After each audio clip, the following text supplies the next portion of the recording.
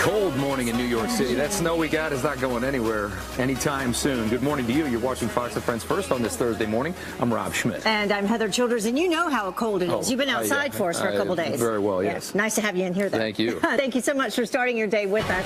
President Trump is where we begin this morning, firing back, refusing to give up his plan to keep Americans safe. A judge blocking his new extreme vetting policy just hours before it was supposed to take effect. Laura Ingalls live for us at JFK International Airport in New York City with what happens next. Great to have you with us, Laura, as well. Well, thank you guys so much. Well, here at JFK's Terminal 4, it is certainly quiet and very cold here. And this is where you would normally see the protesters begin to gather, as we have seen in the past. But not today, not right now. And that is because, of course, the travel ban has been halted by that federal judge in Hawaii. So all quiet here at JFK. But, of course, there is a lot of action to talk about here. The U.S. District Court Judge Derek Watson in Hawaii made the ruling yesterday, just hours before the revised travel ban was set to go into effect, citing questionable evidence supporting the government's national security motivation, adding that Hawaii would suffer financially if the executive order went into effect, citing other concerns as well. Last night, as you mentioned, President Trump blasted this ruling while holding a rally in Nashville. Listen. We're going to fight this terrible ruling. We're going to take our case as far as it needs to go, including all the way up to the Supreme Court. And regardless, we're going to keep our citizens safe. Believe me.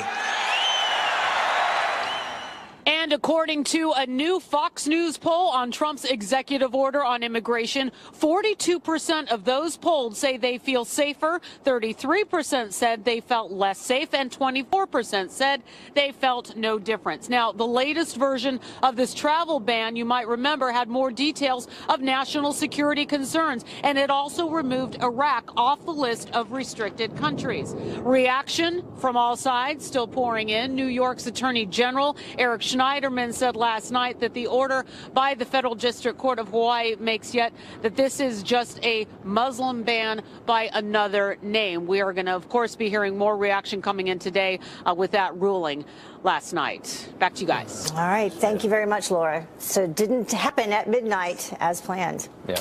Well, President Trump also dealing with immigration, but the budget and the first budget blueprint today. It comes hours after promoting his vision to the people of Nashville, promising to reduce taxes, bring back jobs, and replace Obamacare.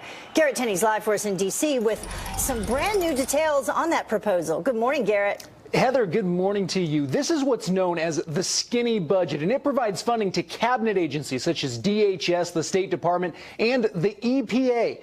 About 2 hours from now, the White House is scheduled to release its budgetary blueprint for how the president plans to fulfill many of his campaign promises to cut down on regulations and to cut out wasteful government spending. Last night in Nashville, Tennessee, President Trump told the crowd he is just getting started. It's been a little over 50 days since my inauguration, and we've been putting our America First agenda very much into action. You see what's happening. We have done far more, I think maybe more than anybody's done in this office in 50 days, that I can tell you. And we have just gotten started. Wait till you see what's coming, folks. And here's some of what we expect to see in the president's skinny budget. A lot less funding for the Environmental Protection Agency, which is reportedly set to lose more than $1 billion. The State Department is also expected to see its budget cut by 28%, and those savings are expected to go straight to the president's promise of rebuilding the military. Mick Mulvaney, the director of the Office of Management and Budget, has also told Fox News the budget will include about $1.5 billion to get the border wall started, a point the president also talked about last night. Aren't our borders getting extremely strong? Don't even think about it. We will build the wall. Don't even think about it. It will have the wall. Drugs will stop pouring in and poisoning our youth. And that will happen very, very soon. You're already seeing what's going on. Now, this is by no means a done deal, though, for the president. Many Republicans in Congress have said they do not support many of these cuts, particularly those to the State Department. So there will be plenty of debate over the weeks and months ahead. Heather and Rob? Now, debate? Yeah. Can politicians do that? Thank you, Garrett. Plenty of it, Garrett. Thanks so much. All right, before that Nashville rally, President Trump sat down for an exclusive interview with our own Tucker Carlson. The president discussing everything from his tweeting to his illegally leaked tax returns. So last night, your tax return from 2005, the first 2 pages, appeared, and the reporter who got it, he said in his mailbox, said that the front of it is stamped client copy, and he suggested that it did not come from the IRS, but that it was leaked to him potentially by someone in the White House. Was it? Well, certainly not from the White House, that I can tell you. I don't know where they got it. This guy's been following me for 25 years. He's not much. And I don't know. I have no idea where they got it. But it's illegal, and you're not supposed to have it, and it's not supposed to be leaked. And it's certainly not an embarrassing tax return at all, but it's an illegal thing. They've been doing it. They've done it before, and I think it's a disgrace. So on March 4th, 6:35 in the morning, you're down in Florida, and you tweet, the former administration wiretapped me, surveilled me at Trump Tower during the last election. How did you find out? You said, I just found out. How did you learn that? I've been reading about things. I read in, I think it was January 20th, a New York Times article where they were talking about wiretapping. There was an article, I think they used that exact term. I read other things. I watched your friend Brett Baier the day previous where he was talking about certain very complex sets of things happening and wiretapping. I said, wait a minute, there's a lot of wiretapping being talked about. I've been seeing a lot of things. Now, for the most part, I'm not going to discuss it because we have it before the committee, and we will be submitting things before the committee very soon. That hasn't been submitted as of yet. But it's potentially a very serious situation. So is there anyone in the White House who can say to you, Mr. President, please don't tweet that, who you would listen to? Well, let me tell you about tweeting. I think that maybe I wouldn't be here if it wasn't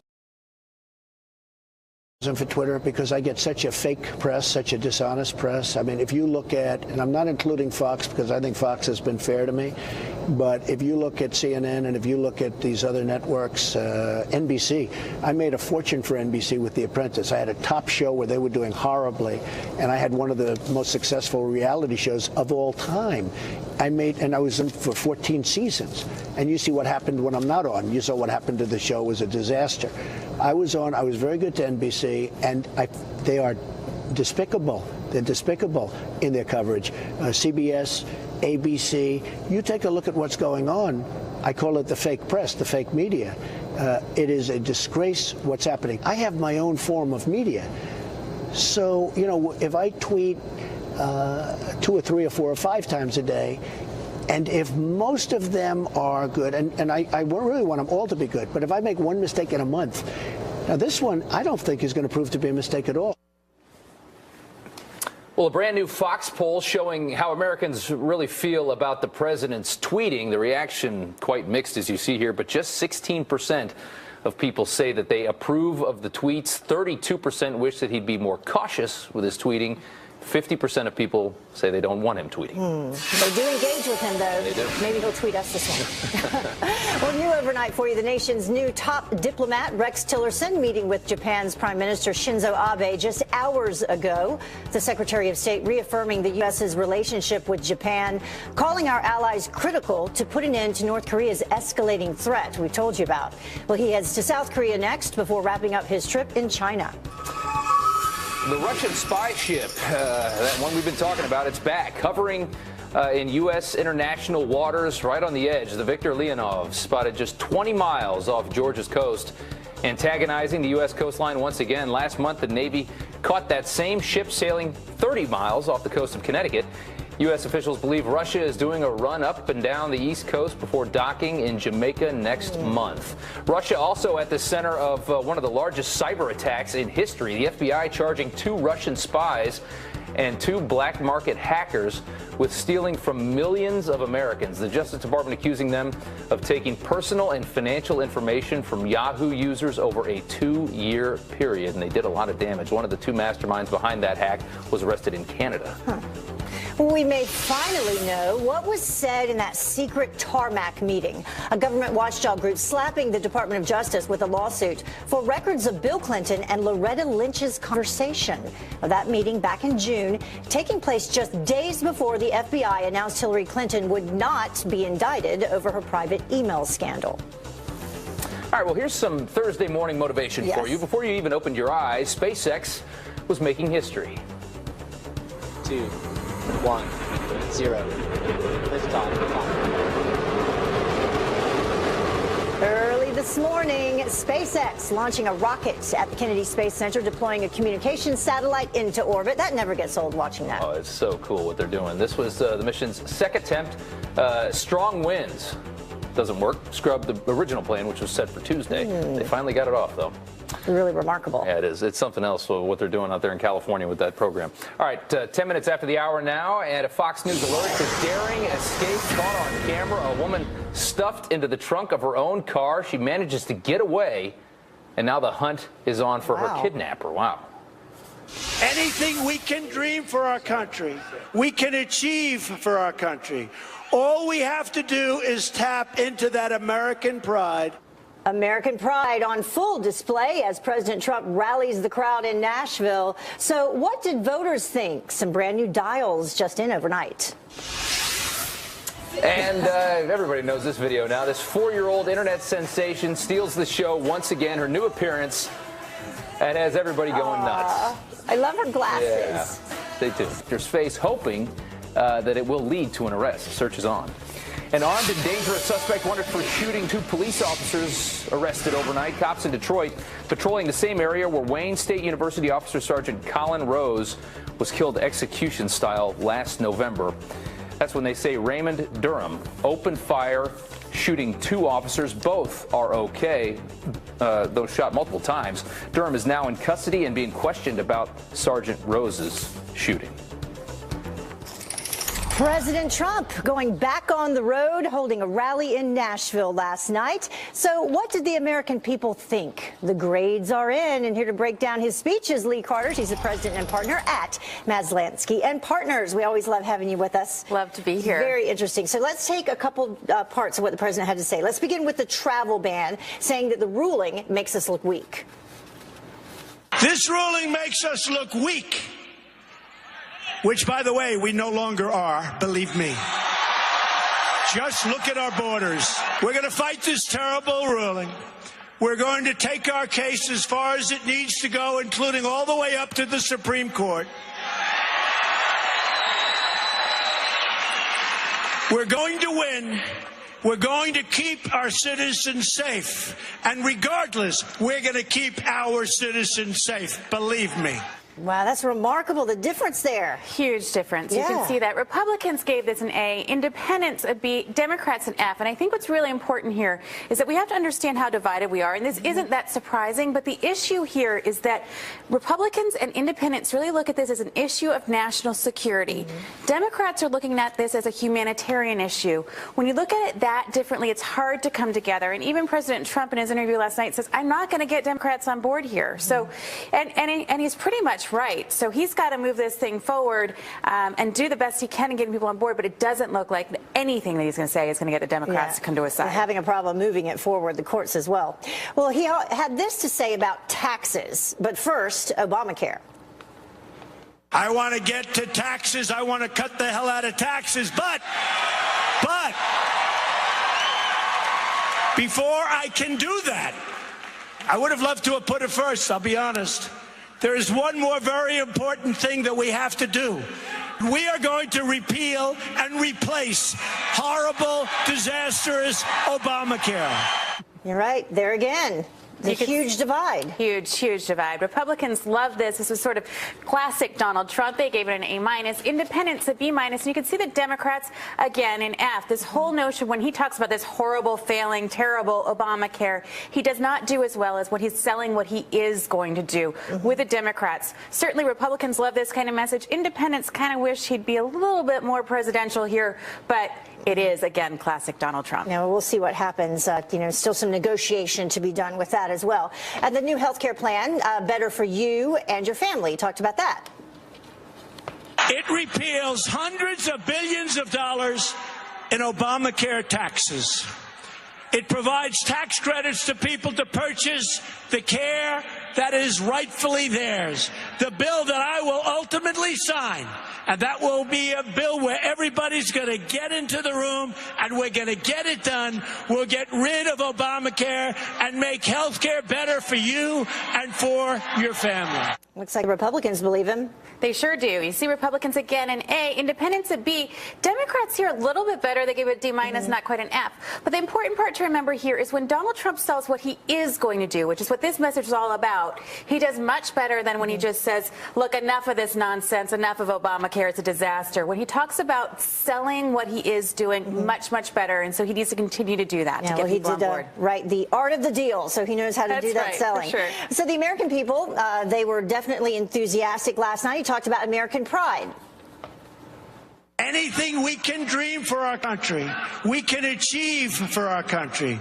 All we have to do is tap into that American pride that is swelling our hearts and stirring our souls. And we found that out very recently in our last election. A lot of pride.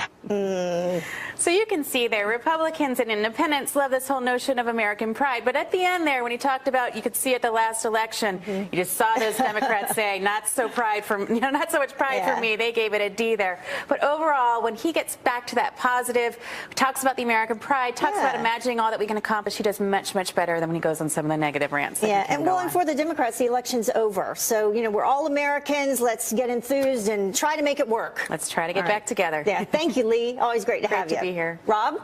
Cool to see those perspectives. All right, ladies, thanks so much. The time now, 20 minutes after the hour, danger at the drive-thru.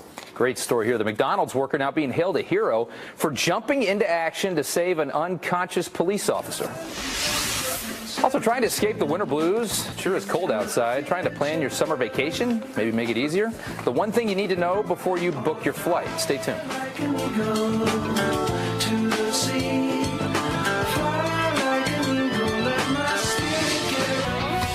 And welcome back to Fox and Friends. First, it seems like Old Man Winter definitely not done with us yet. And this deep freeze that's been setting in after the Northeast, of course, was pummeled with this brutal storm. So are you ready to escape, Rob? Yeah, it's just awful in mid-March when you're waiting for it to warm up. If you are ready to escape, we don't blame you. But before you book your summer getaway, there is one critical date that you need to know. There's one particular day of the summer. Cheryl Casoni from our sister network, Fox Business, is here to talk about. Cheryl. Yeah, so, we all are, especially this week, we're all thinking about warmer destinations. But if you're going to start booking that summer trip, you got to think about the timing. Usually, and I've done this story before for you guys, where, June, July, you kind of pay a little bit more. August, second half of August, flights start to get a little bit cheaper. But the most expensive day to travel is July 9th. So that's the Sunday after the July 4th weekend. Average summer ticket right now is going for about $384, but on that day, it's $484. So you're paying about $100 more to fly that one day. It's so bizarre how they figure that out. Everybody coming home from the 4th, right? Yeah, but a lot of demand. Yeah. Well, there's another restaurant that's adding mobile ordering. Yeah, so McDonald's is now going to test it out. Starbucks has been doing it. We've had other companies trying it out. Pizza delivery, for example, with a shoe. Now you've got McDonald's with a shoe. Now you've got McDonald's trying this out. So we'll see if it works. They're testing it out right now out in California in the Monterey Salinas market. The big thing is, do you want cold French fries? They're going to really have to figure that out. Absolutely. The timing. Cold French fries are the worst. No, that doesn't work. Unless you're dipping them into a Frosty at Wendy's. All right, well, we know what you like. All right, and we're talking about Starbucks here. And new cups, new drinks. Okay, we are all on the coffee train on this particular show, aren't we? And they are the new cups. They're debuting today, actually. It's nationwide Starbucks, and these are the first time that Starbucks has ever done spring-colored cups. They've done the holiday Christmas, Yeah. So anyway, so they've got it's the yellow and the blue and the green cups, and it goes by size. Okay. So the talls are going to be green, the grandes are blue, the ventis are yellow, and they've got two new drinks, which I'm actually going to we get a sample. Try. All right. I brought you each a coffee. Cool. Heather, you're taking the cinnamon almond milk macchiato. Oh, yum. And then I'm giving you the coconut mocha macchiato. Nice. And I'm also going to and you can write on these as well. That's what the big empty space is for, right? Yeah, so that's the fun thing. Thank you for pointing that out. So so some of these will already be drawn on and have designs, but if it's blank, it's for you to draw your own design. Be nice. be, politically correct people when you do this. Please, don't offend anybody. It's but good. It's kind of fun, tastes like about 400 calories of coffee. Yeah, I was going to say. This is very sweet. Yeah. Very, very sweet. Coconut milk and almond milk. A lot of people are trying to get rid of dairy, but it is a sweeter taste. Kind of some new marketing, though, because they did kind of have some blowback when they talked about hiring 10,000 refugees. So we'll see if this works for them. You bet. Cheers. Cheers. All right, President Trump back on the road rallying supporters in Nashville. And that is where we find Abby Huntsman. Probably some coffee there at the diner that she's standing by live, having breakfast with friends. Hi, Abby. Yeah, hi there. We're at Kitchen Notes. Rob and Heather, we're in Nashville. As you know, I love Nashville. Also, the place for biscuits. Look behind me. I'm in biscuit heaven. Jalapeno cheddar, buttermilk, cornbread, and of course, there's a gluten-free option. But as you said, a lot of people were up late last night at this big President Trump rally. I was up late, too. We crashed the party. You want to hear their reactions right after this break. I'll see you soon.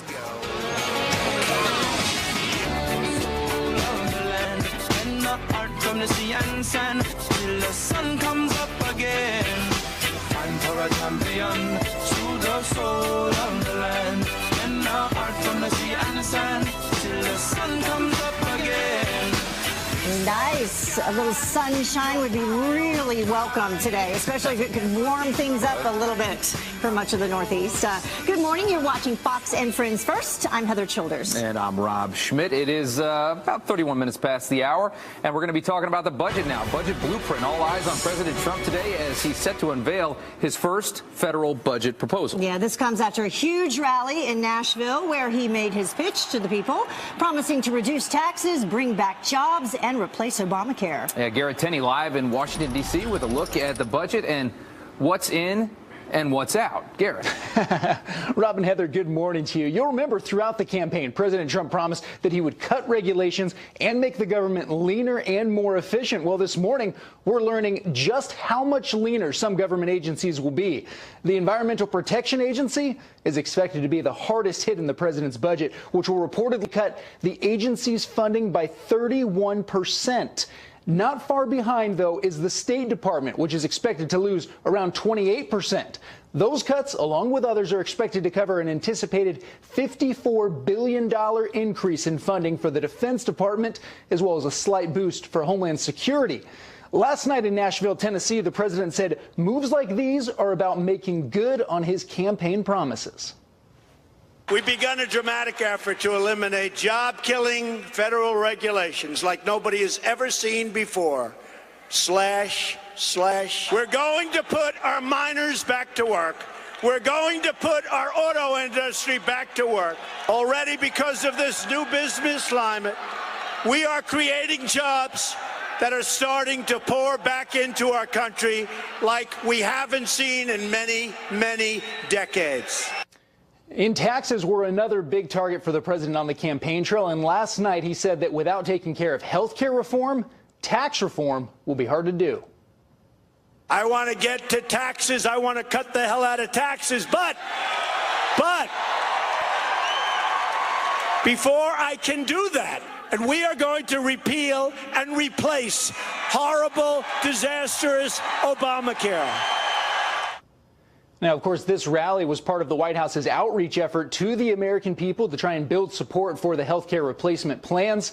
Still, a lot of debate to go, both on Obamacare and on the president's proposed budget. Republicans have expressed a lot of concerns with both of those measures. Yeah, and the Health Care Act in the Budget Committee today, so we'll see what happens. Yeah, a lot happening. All right, Garrett, thanks so much. Well, our very own Abby Huntsman was in Nashville last night and this morning. Yeah, she's having breakfast with friends at Kitchen Notes restaurant in Nash Vegas, I've heard it called. It's a fun town, Abby. How's it going? It really is Nash Vegas. I don't want to make you guys jealous, but the food in Nashville, I've never tasted anything like it. So we went to that rally last night. I gotta say, Nashville's really cold right now. I shouldn't say that coming from New York City, but it was really cold here. And I have never seen a line like I did last night wrapped around this arena. Thousands and thousands of people waiting in line to get into this rally last night. Some waiting in line for up to 10 hours just to get a glimpse of President Trump. Many just really excited to see him for the first time. Take a look at what we saw. Look who I ran into. It's Larry Catlin. You opened up tonight. To introduce to you the 45th President of the United States. What is does it mean to have him here in Nashville? These are the people that he said were forgotten, and they now no longer believe they're forgotten. I'm thrilled to be here in Nashville, Tennessee, the home. Love that he was here. Nashville loves him. He showed his support for us, and we showed our support for him. This is some crowd. You have to see what's outside. You wouldn't even believe it. How long did you wait in line? We have been waiting since 10 o'clock this morning. We froze all day to be here. Was it worth it? Yeah, absolutely worth it. We wanted to see Donald Trump. I mean, he's the president of the United States. How can you not want to be here to see him? Abby, are you lost? This is not a diner. What do you think of this event? Huge crowd. They're turning away people outside. High energy. They let you in, though. Yeah, can you believe that? This is my first rally. If you had one message for him, what would that be? I would say continue to bring jobs back, especially to the African American community. Piece of advice: build the wall.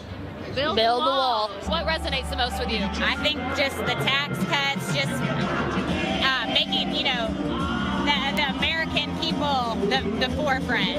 And I like that he's keeping his promises and he's doing what he said he's going to do, and he's getting in there, and hopefully he'll drain the swamp. Drain the swamp. Yeah, baby! So we saw a lot of familiar faces, also made a lot of new friends last night. I got to tell you, though, there was just so much excitement that President Trump came here to Nashville. As you saw, there are a lot of different people with different stories to tell, but they just felt so grateful. They felt like he was a president that understood them, that understood the challenges they were going through. And they keep saying he's made a lot of promises, and we want him to keep following through with those promises. But like I said, I mean, you could just feel the energy last night in that rally. It was unbelievable to be there. Yeah, that's something else. You could tell how excited they were when I watched the speech. Everybody was just going nuts. Yeah, definitely. They loved it. Yep. Yeah. Thank you, Abby. And Abby will be Have a good on morning, Fox guys. and Friends all morning long with that, so stay with us. That's right. And before that rally, actually last night in Nashville, President Trump sat down for an exclusive interview with Fox News' Tucker Carlson. And the president discussing everything from Obamacare to social media. Is there anyone in the White House who can say to you, Mr. President, please don't tweet that, who you would listen to? Well, let me tell you about tweeting. I think that maybe I wouldn't be here if it wasn't for Twitter, because I get such a fake press, such a dishonest press. I mean, if you look at, and I'm not including Fox because I think Fox has been fair to me, but if you look at CNN and if you look at these other networks, CBS, ABC, you take a look at what's going on. I call it the fake press, the fake media. It is a disgrace what's happening. So on March 4th, 6:35 in the morning, you're down in Florida and you tweet, the former administration wiretapped me, surveilled me at Trump Tower during the last election. How did you find out? You said, I just found out. How did you learn that? I've been reading about things. I read in, I think it was January 20th, a New York Times article where they were talking about wiretapping. There was an article, I think they used that exact term. I read other things. I watched your friend Brett Baer the day previous, where he was talking about certain very complex sets of things happening and wiretapping. I said, wait a minute, there's a lot of wiretapping being talked about. I've been seeing a lot of things. Now, for the most part, I'm not going to discuss it because we have it before the committee, and we will be submitting things before the committee very soon. That hasn't been submitted as of yet. But it's potentially a very serious situation. So let's talk about this bill. So it's been 7 years since Obamacare passed, and Republicans have said the whole time, we're going to get rid of it, yeah, and we're going to give you something better. Are you satisfied that the bill we're now looking at, that Paul Ryan is pushing, is the best that Republicans could do after 7 years of thinking about it? I think we're going to have negotiation, but you have to understand, we only have 52. We only have two vote. We have a two-vote margin. And you're always, to get 52 people is very hard. If we had 60 or 60 votes, we could do something differently. But we're never going to get a Democrat vote. They're never going to vote for us. If I had the greatest bill in the history of the world, they would not vote for us because they hate the Republicans, probably hate me, but they hate the Republicans so badly that they can't see straight. The country's doing right now really well. The level of optimism is up highest it's been in 15 years. You see the kind of numbers coming out. It's amazing, the enthusiasm. I saw this morning on Fox and Friends. I like that group of three people, but they had a man who was saying, Trump is the greatest president ever, and there will never be one like him. Well, there you have it. It was a good interview with Tucker and a big one to have. A brand new Fox News poll reflecting the president's confidence. 51% of voters say that he's done more to fulfill his promises compared to other presidents. He's certainly working hard to do that. Yep. Yeah. Number one promise, jobs. Yep. Working on that. Well, the time now is about 20 minutes until the top of the hour, and President Trump's border order coming to a screeching halt again. We are live with the brand new backlash and just how far the president is promising to take this fight. I got some money that I saved up. I'll get your ticket. And a one-way ticket out of the country. Whoopi Goldberg's new offer to people who support the president's policies. And, Rob, are your yoga pants destroying the planet? Yep, there's a study, of course. There's always a study that will leave you scratching your head. Don't feel like picking up my phone, so leave a message at the tone, 'cause today I swear I'm...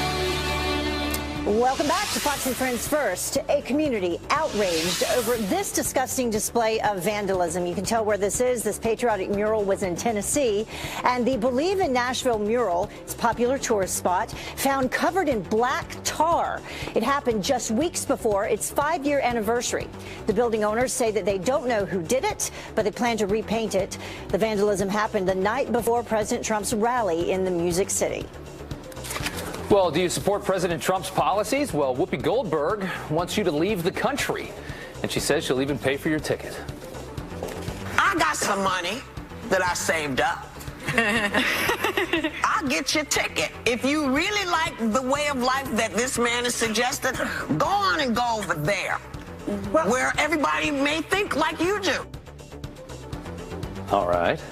The View co-host calling out Congressman Steve King for agreeing with Dutch populist Geert Wilders, who wants Muslim immigrants to stop pouring into the Netherlands. Goldberg has yet to make good on her own suggestion that she would leave the country if President Trump was elected to office.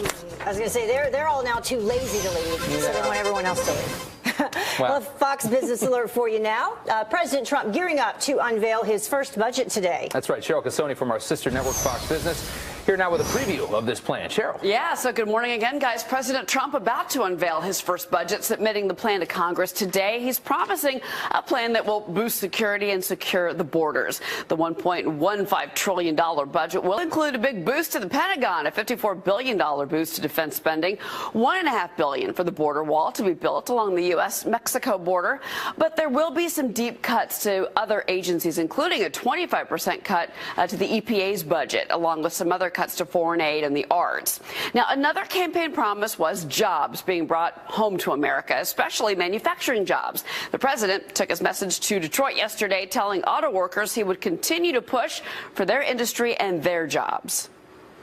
I'm going to fight to keep the automobile production in the United States of America, not outside. We have to fight side by side to protect our industry and to stop the jobs from leaving our country. It's not going to happen anymore, folks. Well, Americans are feeling better about the economy, we should say. According to a new Fox News poll by a 19-point margin, voters feel the economy is getting better rather than worse for their family. 48%, in fact. And that's a big improvement from 37% in October of 2016 before the election. As for what they'd like to see President Trump accomplish first, 33% say it's job creation, followed by 23% who say destroy ISIS and cut taxes, deal with the Supreme Court, and last but not least, Obamacare. And that's what we're going to see today is a lot more on the budget. A long list, a to-do list. And he's a jobs president. You can tell people want him to stick with that stuff. That's what he's good at, Thank you, Cheryl. You bet. Well, the internet cannot get enough of its new star. 4-year-old Marion Kelly catching the spotlight once again while her viral family held a press conference. Social media just obsessed with this little girl. Her outfit complete with a trench coat, glasses, and a lollipop. So cute. Marion making headlines for famously walking in on her dad during that live interview on TV with the BBC. Yep, her adorable stunts now seen by millions online. I think we should walk in every morning like that. I know. Like her little Marion. It was funny. Yep. We'll be right back. President Trump fired up and ready for the legal fight to keep Americans safe. That's right. A judge blocking his new extreme vetting policy just about 6 hours before it was supposed to take effect. Yeah, and Laura Ingalls live for us at JFK Airport in New York City with what happens next. How you doing, Laura? Hi, Heather. Well, we don't see any protests, not right now at least, and President Trump is vowing to fight what he calls a terrible ruling. As far as what's next, legal experts say the next step would be for the administration to take this case back to the Ninth Circuit Court of Appeals, where that court would either uphold or cancel this temporary restraining order. Now, let's take a look at the judge that made this all happen. Federal Judge Derek Watson issued the worldwide restraining order against President Trump's revised travel ban using in just a few hours before it was set to go into effect at midnight Eastern.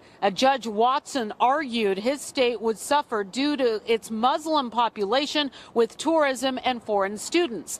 13 states, including California, New York, Illinois, and the District of Columbia, filed paperwork this week indicating they would file what's known as a friend of the court brief in support of Hawaii, meaning they all felt the same. Now, last night at a rally in Nashville, President Trump blasted the ruling, saying this was unprecedented judicial overreach.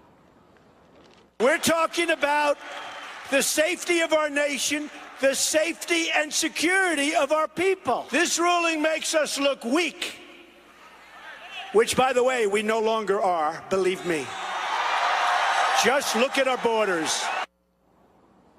And according to a new Fox News poll on Trump's executive order on immigration, 42% of those polled say they feel safer, 33% say they feel less safe, and 24% say they felt no difference. The latest version of the travel ban had more details of national security concerns and had also removed Iraq off the list of restricted countries, which, as we've been reporting, include Iran, Libya, Somalia, Sudan, Syria, and Yemen. Now, for now, protesters here at JFK are standing down. We have not seen anybody, not as of yet, as opponents of the ban across the country hail the judge's ruling, and those for it are vowing to fight it. Back to you. Yeah, there's nothing to protest. They're happy, the protesters are. All right, thank you so much, Laura. President Trump ripping this judge's ruling, saying that it makes America look weak.